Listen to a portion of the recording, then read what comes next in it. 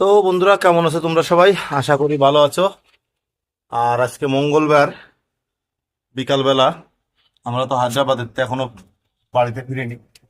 তো মঙ্গলবার আজকে বিকালবেলা, তো আমি একটু গেছিলাম বাজারে বাজার করতে, মার্কেটিং করতে। তো কি কি করেছিলাম, এটা হচ্ছে ফুলকপি। আমি তোমাদেরকে আচ্ছা করে দেখাই দাও। এইটা আছে ফুলকপি, 30 টাকা দাম হায়দ্রাবাদে, ঠিক আছে। পেঁয়াজ 100 টাকা করে কিলো। আর এখানে এটা আছে লেবু, 20 রুপিস, মানে 20 টাকা দাম, ঠিক আছে। 6 পিস লেবু। আর এখানে আছে মাংস, 150 টাকা দাম। মাংস আছে এখানে, ঠিক আছে, এটা দেখালাম না। আর আমরা একটু খাবার নিয়ে এসেছি, দেখো। এই দেখো, এর ভিতরে দুটো লঙ্কার চপ আছে, দেখতে পাচ্ছ?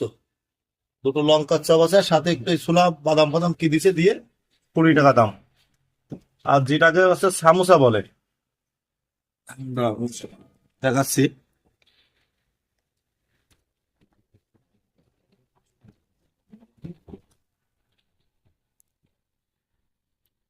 সামোসা, ঠিক আছে। সঙ্গে দিচ্ছে লঙ্কা, 6 পিস সামোসা আর লঙ্কা দিয়ে আছে, দাম আসছে 30 টাকা। আর এই আছে লঙ্কার চপ, সঙ্গে একটু পেঁয়াজ, আর আছে এই দেখো বাদাম, এই যে বাদাম, ঠিক আছে।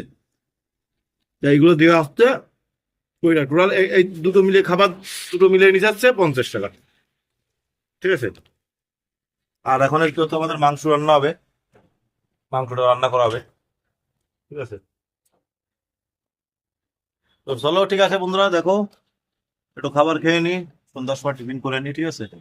আর একটা কথা, সব থেকে বড় কথা হচ্ছে যে হায়দ্রাবাদে যারা ছোট গাড়ি আসবে, রিটার্ন ভাড়া না নিয়ে আসবে না।